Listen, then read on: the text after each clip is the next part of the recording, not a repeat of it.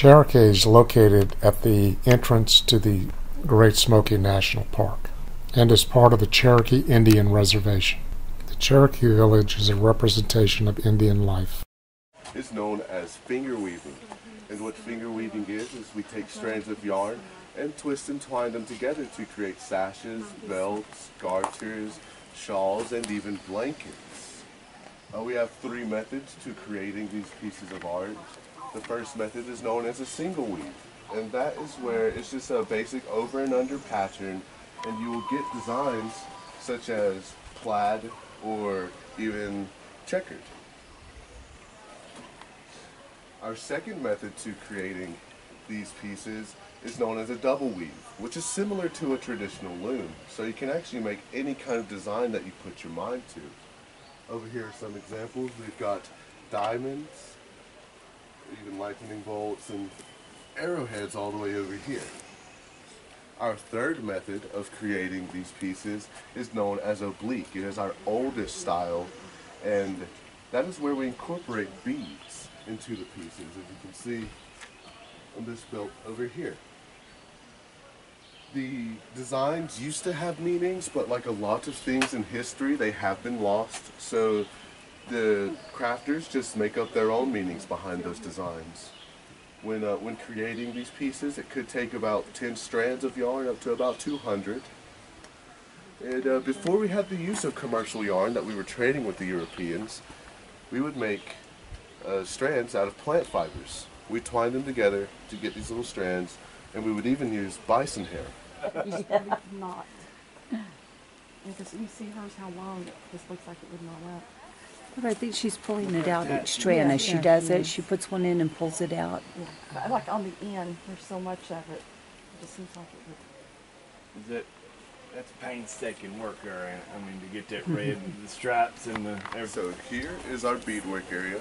You'll see these ladies working with the steel needle and a flax thread. But before we had the use of the steel needle, we would actually create our little needles out of bone. We take the bottom half of a deer leg and splinter that bone, and then carve with a flint knife to get the little needle, and use plant fibers for the thread. And down here we have two examples of the type of beadwork that we would make once we had the use of glass beads. This here is known as scroll work. This would be used to decorate the sides of men's trousers or the bottom half of women's skirts. And right here is known as solid work.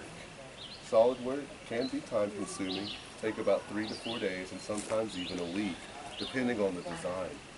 The cool thing about solid work is that one bead is placed onto it at a time, and by doing so, the thread goes through that bead twice. So if this had happened to break, you could easily fix it, because only a few beads would be lost. And sometimes they would apply buckskin straps to turn them into belts. And this style was mainly used for trading and bartering for other goods. Before we had the use of glass beads, we would be using seashells that we traded with the coastal tribes, clay beads that we had made ourselves, and we even had these gray seed ponds right here. These are known as corn beads. Others might know them as Job's tears as well. We'd also use the bones, claws, and teeth of animals, and even the vertebrae of snakes. Oh, like it. So, right here is our pottery section. You'll see Martha here working on various pieces of pottery. We had two methods to creating the pieces. The first method is a ball method. We take the clay, roll it into a ball to get all of the air pockets out, press down with our thumb, and then get the general shape with our fingers. That would be used to create the smaller pieces that you see in the front. And then we had the coil method. Right here's a really good example. And we'd create a clay base on the bottom and then roll coils of clay to stack on top of each other. And we could leave it like it is, or we could even smooth it out and get more intricate pieces that you see in the back here. Once we've gotten the general shape, we would take a seashell and rub on the inside to smooth it out and give it a more even size or even sides. Then we let it sit out and dry for a while, not too long. You still want it to be a bit moist. Then we'd start applying designs. we would use paddles with the designs carved into it. We would use natural designs like seashells or deer antlers. Or you can be even adventurous, use some river cane or a wooden knife and try to carve a design into it. But while doing so, you might mess up. It's an easy fix. Just take a wet rag and wipe it away and retry it. Then we are ready to, wait, one more thing. The gloss that you see on the pottery, we would use a smooth river stone. Use this little guy right here and rub on the outside. Wouldn't use a natural glaze or even a paint. We wouldn't use paint as well. But then, after we've shined it up, if we wanted to, we'd set it out to dry till it's really hard to the touch, turns into a chalky white color, and then we'll place it beside a fire until it starts turning into a bluish color, and then we'll put it inside until the fire dies out, and then we've got the finished product. The different colors, the black and the orange, come from the type of woods. Soft wood produces more smoke, so you get the black, and a hardwood produces more flame, so you get the light orange. Do you guys have any questions? What's the corn cob for? I was going to say too. Oh, the corn cobs, that would be used of natural oils. We put it inside of the pottery, and you'd be able to cook with it then. Or we use it for design. Oh, All those, like the wolf or whatever's on the top there, you do that by hand. You're very artistic, yeah. These are like storage pots or sea pots. Oh. They got the lids on them. You make the little design. That's beautiful. Be more enjoyable than the basket, the weaving, huh? Well, it's more creative. Well, no, I guess they're about the same. But that's what I would enjoy the most. Yeah, no, I don't like that It's too tedious. finger weaving. It's too, Yeah. it drives me crazy. Me too, I get cross-eyed. May I ask, do you speak Cherokee, some Cherokee? No, sir, I just understand some words. Okay. Yeah, my mother and them, you know, whenever they went to school, they got whipped for talking Cherokee. And so they didn't teach us. Because they didn't want us to get whipped yeah. when we went to school. made from white pine as well. And over here we have some utensils made from softwoods like buckeye and poplar. Right here is a gourd vessel would be used to carry water. Right here is a gardening hoe with a flint rock head and a rhododendron handle. Over here we have an iron gardening hoe. And down here we have some copper armbands. The Cherokee were working with copper well before settlers had shown up, but they were just using them for decorational purposes. For the tools, copper is way too flimsy to use it as an axe or anything like that. Right here, we would take these little conches and break the tip off to use this bit as a decoration, and the rest would be broken down into a fine powder or a whitewash to be turned into a white paint. And during our ceremonies, white symbolizes purity. Over here we have a little bison horn used for a ladle or a spoon. And right here we have a pipe. In our tribe we have a clan system. We have 7 clans, kind of like family. And during our ceremonies, sometimes these holes right here, all the members of the clans would bring their own pipe stems to smoke from this one pipe.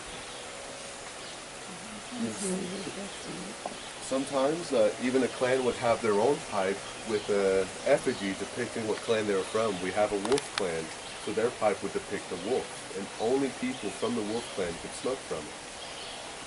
So we've got some bread bowls that are holding these items, and even some gourd bowls. And over here is the device that we would use to carve the holes into the pipes. Really easy, just push it down and it winds itself back up. This is known as a pump drill.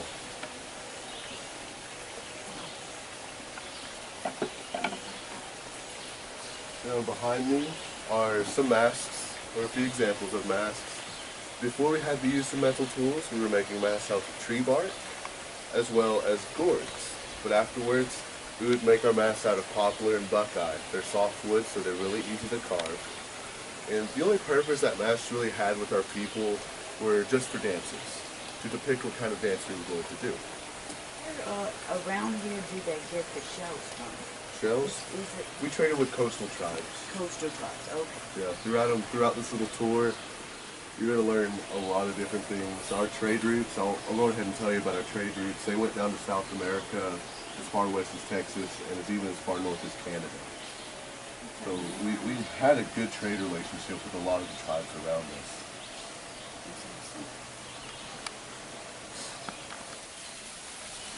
Okay, so here's our basket weaving area. Before we had the use of metal tools, we were making baskets out of tree bark, in particular hickory. We would take a flint knife and carve away at the bark to get our little splints, and we'd soak them in water so they won't break when bending them. But after we had the use of metal tools, we would get very intricate with our baskets.